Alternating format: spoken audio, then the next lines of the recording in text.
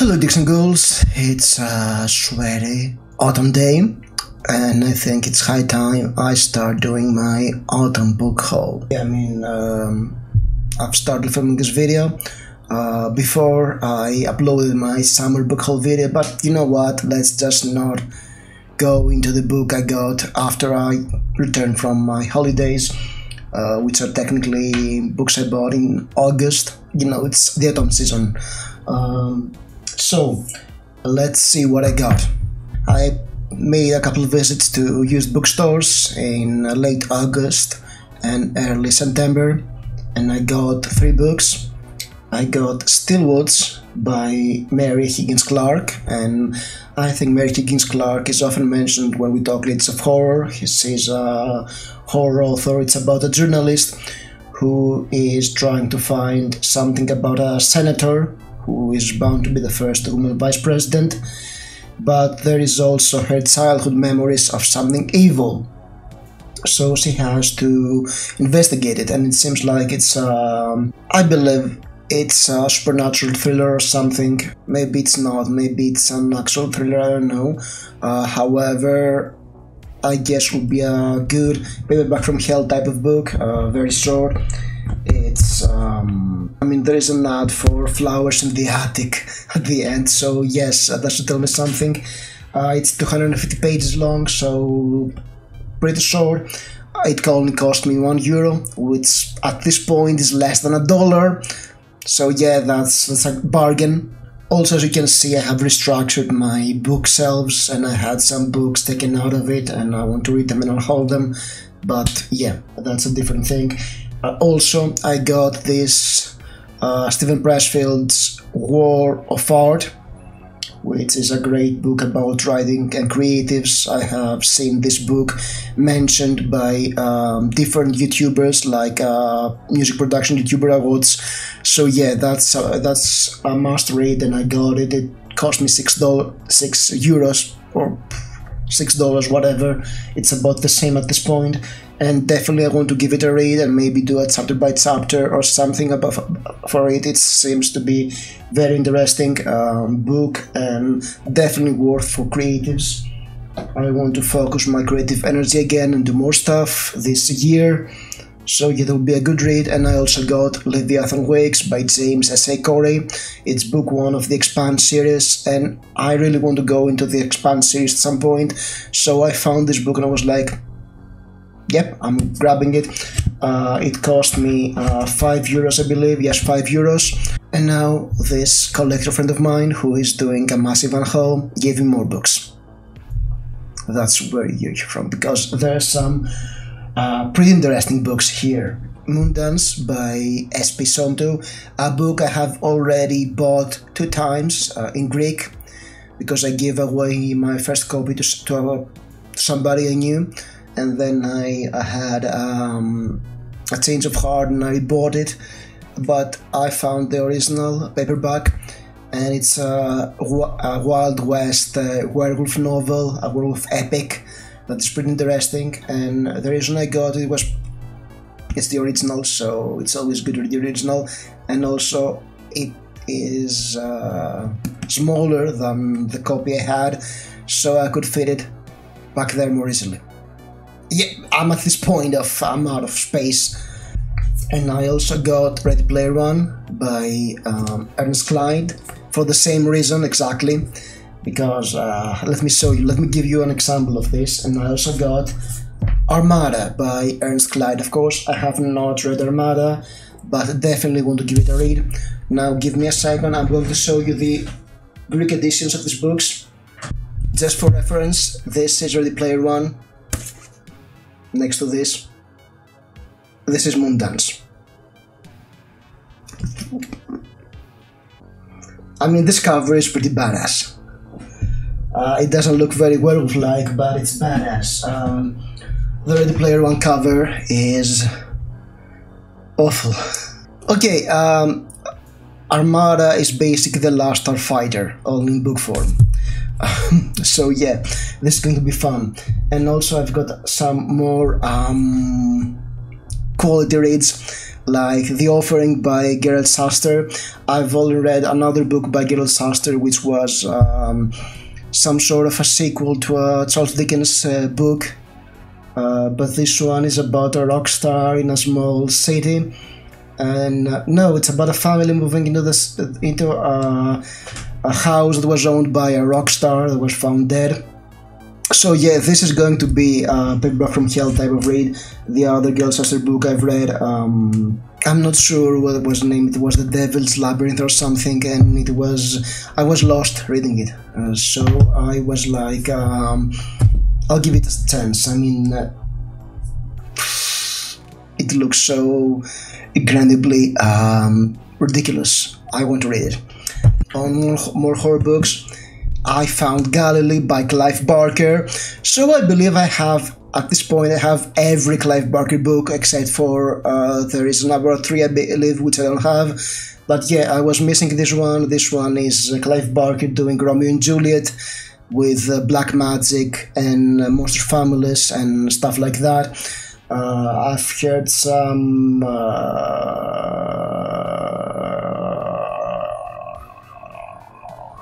weird stuff about this book. It's Clive Barker, so there will be crazy gore and sex stuff. I'm not sure. I believe it will be the last Clive Barker book I'll read. Maybe I'll read this before Aberrat, but yeah, I've finished with my Clive Barker collection. So then I got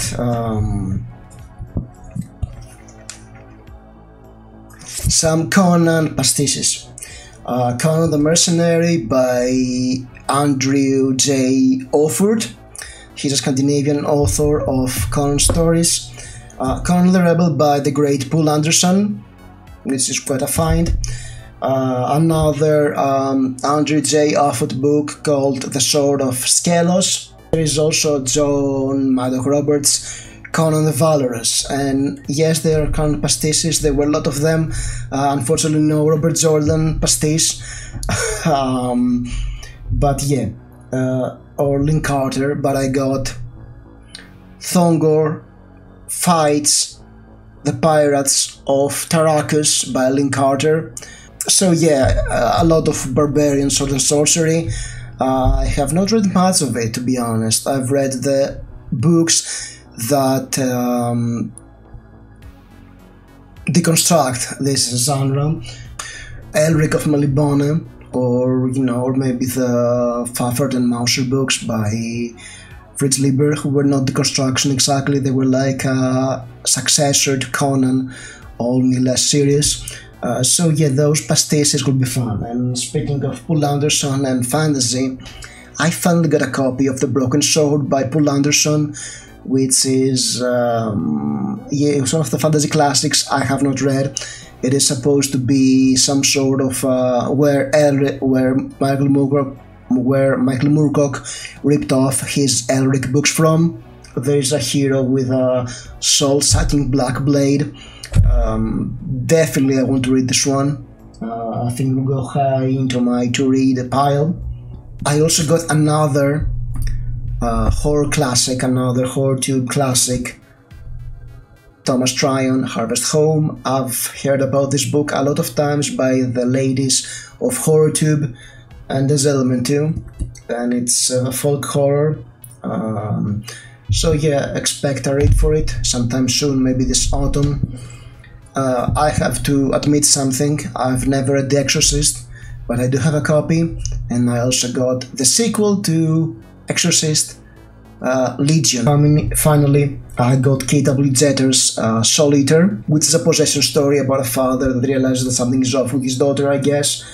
So yeah, that seems to be somewhat of a longer read. It's a behemoth of 300 pages, which is like too long for this type of book. It's from 1983 and by Tor, so I guess it might not be trashy enough for me, but whatever. So yeah, that's the book haul up to this point, early in September. But you know what? Who knows what else I'm going to buy this autumn. So yeah, we'll see. And yes, I've gotten two more. This is October. This unholing person who has made my TBR huger also sold me this one, White Gold Wilder by Stephen Donaldson. That's book 3 in the second Thomas Covenant trilogy. So now I've completed the first 2 trilogies plus book 1 of the third one. Let me show you the entire series.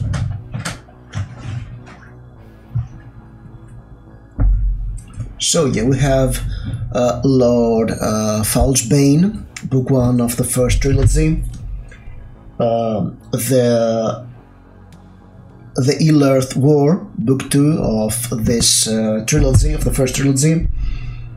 And The Power That Preserves, book 3 of the first trilogy of the Chronicles of Thomas Covenant the Unbeliever.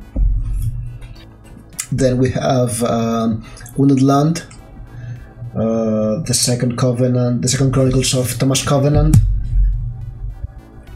The One Tree, that's the second book in the series. Now we have White Gold Wilder, so this is completed 2. And then there is the last Chronicle of Thomas Covenant, The Runes of the Earth. And I believe there are 2 more books in this Chronicle, but I don't have them, alright? I have read none of those books yet. I've collected them throughout the years. I found them around. So I've heard a lot of great stuff. It's considered to be one of the pinnacles of dark fantasy, a great inspiration to Steven Erikson of Malazan Book of the Fallen, that and The Black Company. It subverts a lot of the cliches of traditional fantasy. So I've got my fill of dark fantasy, I've got some Thomas Covenant, I've got some Kane, and I got a lot of Conan in the Conan pastiches in this trade.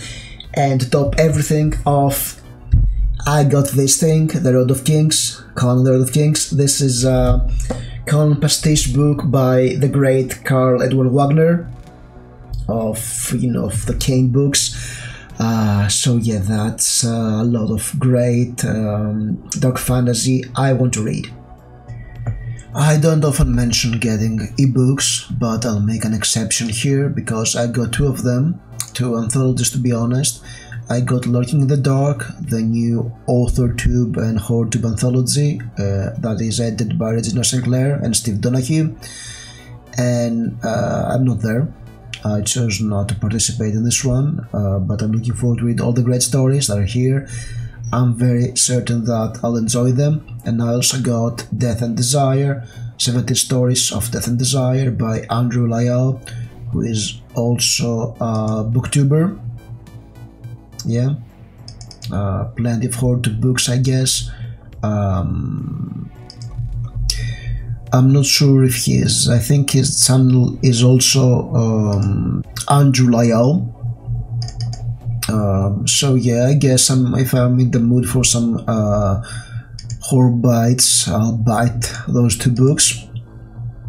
I'd suggest, if you haven't yet, support the 3 HorrorTube anthologies by Regina and Steve and all those HorrorTubers and AuthorTubers you love, and yours truly, 2 of them, because they're great works, they're very fun books.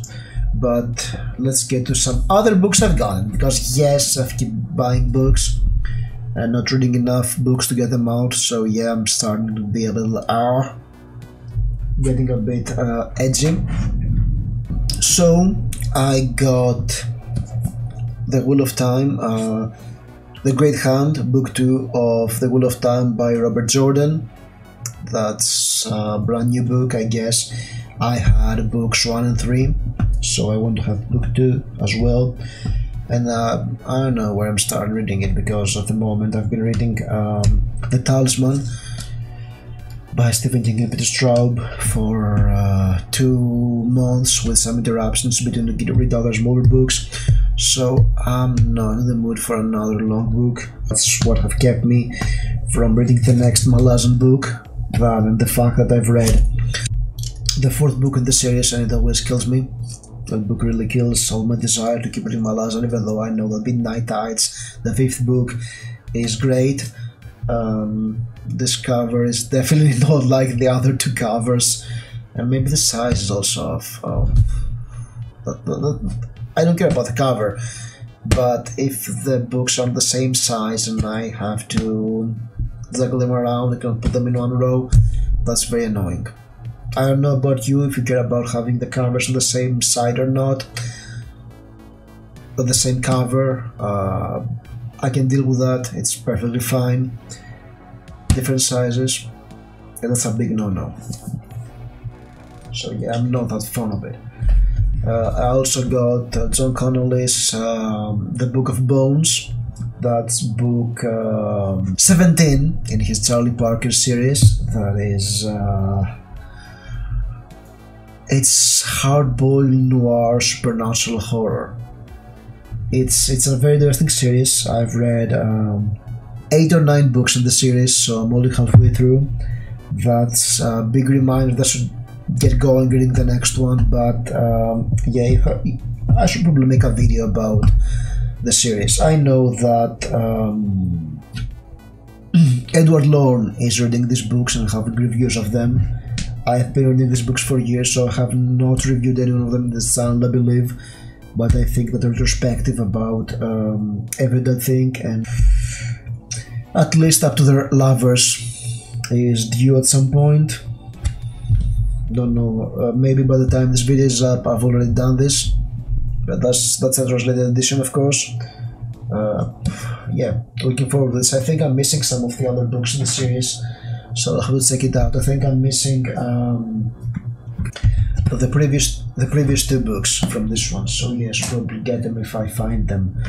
And then I got 3 more used books. I got The Black Dahlia by James Elroy, because I've been hearing about this book being a great true crime book, and I want to read it. I found this in a used bookstore, I was like, alright, I'm getting this. And I also found The Bourne Identity by Robert Ludlum. I believe that's the first Bourne book, and I want to give Robert Ludlum a try. I want to read more thriller authors.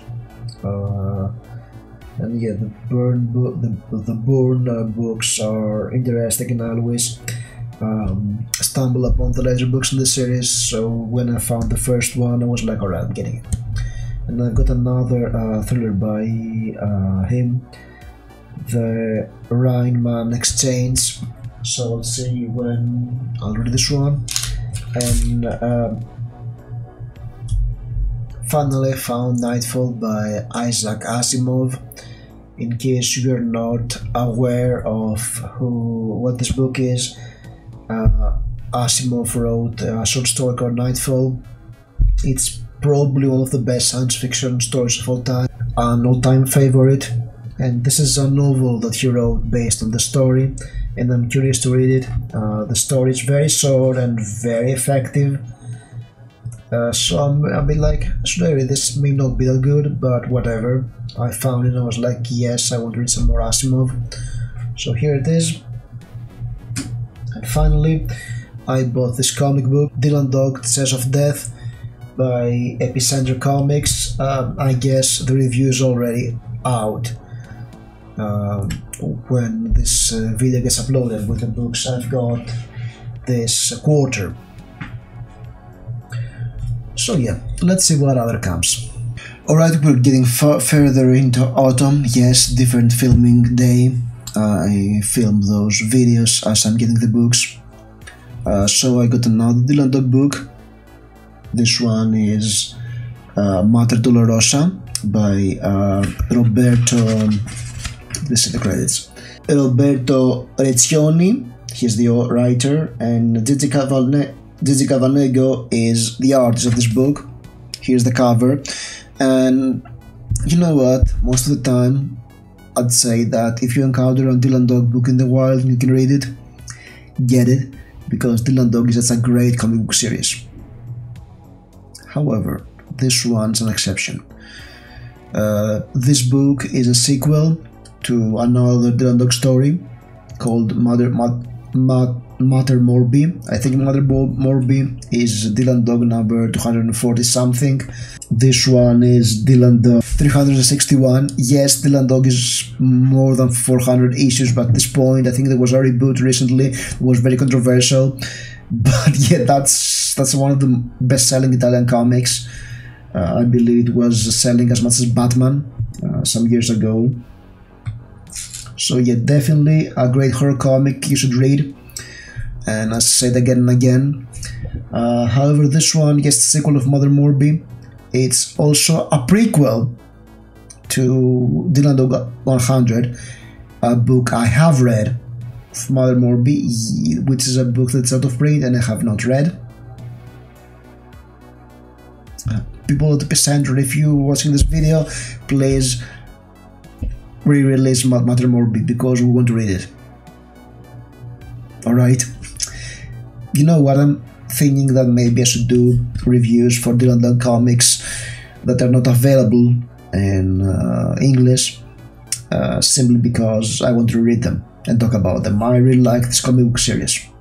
So yeah, my first non-recommend for Dylan Dog. Also, I was watching a video by Michelle's Melancholia.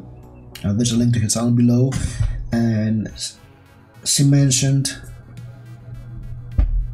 this book, Thomas Ligotti, Songs of a Dead Dreamer and Grimscribe, and it reminded me that yes, I want this book too. So I found it and ordered it and I got it. And in case you're not aware, it's two short story collections. The first two short story collections by Thomas Ligotti, who is a very interesting horror author. He has a very unique style. He writes a mix of cosmic and existential horror, sort of like Lovecraft meets Camus, which is very interesting. His horror is very cerebral and strange. His writing is very heavy. I mean, he's more heavy than Lovecraft, but he's a better writer. So yeah, he is like... I've read some of those stories in another collection, sort of best of stories of him that was published in Greek some decades ago. And I don't know when I get through this book, probably... I have a lot of short story collections, so I guess I'll be doing short stories in between other books or something, because I've got a lot of short stories to read. But yeah, this one, I definitely wanted this book for years, and thanks to Michelle for reminding me that I don't have it, so I had to go out and get it and spend the money. During used bookstore crawl, I stumbled upon this beauty over here, Murder on the Leviathan by Boris Akunin. In case you're familiar with Boris Akunin, he is a Russian mystery author. His Erast Fendorin series is a bestseller. It's 10 books, I think. It's mystery stories / spy thrillers set in post-revolution Russia. So yes, you get a very... the writing of those books is very vintage.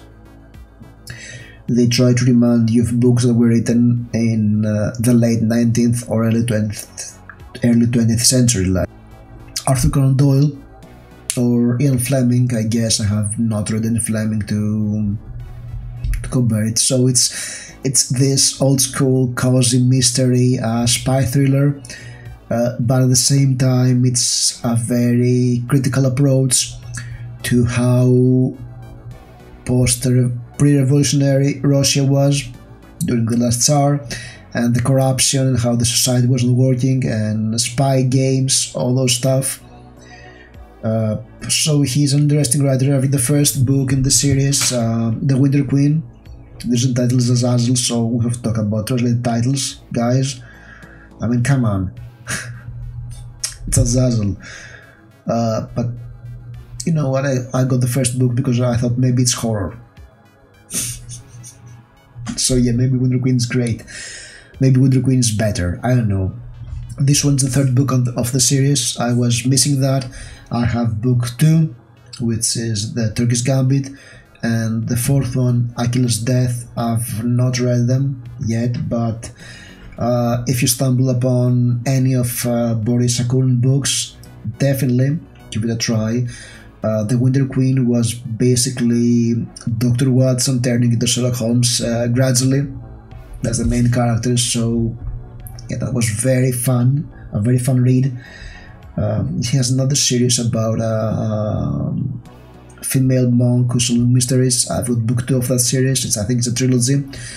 The Pelagia series, I'm not sure if it's translated into in English, but yeah, definitely his books I recommend. And I know Russians are not very popular right now, but I think that Boris Akunin, I mean, come on, the guy has the pen name Boris Akunin, which, you know, it's like Bakunin. So yeah, that's with double pun, because both Bakunin, who is a very famous anarchist, and as well as Akuma, because he was working as a translator from Japanese, which Akuma is devil in Japanese. So that's a very interesting pun, and if he picks Bakunin as a pen name, yeah, I think you can see that he's one of those people who was definitely one of the writers that were against the war.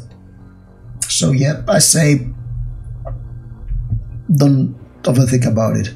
Yes, there's another part of, there would be another video in this another day. I'll do a recording. I'm waiting for a final book, and then I'm editing these videos together and uploading them. Alright, this is the final book in the book haul for this autumn. It's yeah, it's the end of autumn day. So here we have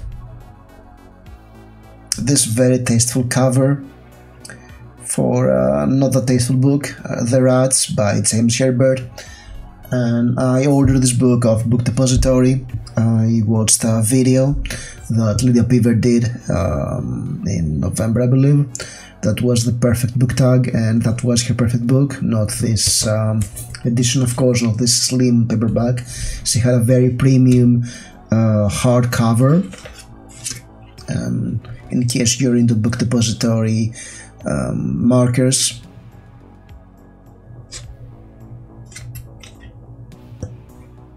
This is a Lee Bardugo graphic novel called Demon of the Hood. So yeah, The Rats is a seminal work of horror. It was the beginning of the nasties in the UK, you know, those very violent, gory, sleazy books that I do enjoy to read. It was the kickstart the career of James Herbert. Neil Gaiman does a foreword, which is an interesting choice, because it's the last book I would expect. Not the last, I mean, there's always some Hudson, but yes, it's not the type of book that I would believe that Neil Gaiman would introduce. So that's very interesting. I've read The Fog. That's the next James Herbert book, and it was a lot of fun, and I always wanted to go and read his first one. So here it is. And yeah, I hope I'll enjoy this one. So what of those books should I read? Leave a comment below. What books have you read, and what's your opinion? Also, tell me what's the book you got this autumn that you're excited about. Press like, subscribe, you know, all the jazz. If you stayed this long, yes, you should probably subscribe. And thank you very much for watching. Have a spooky night.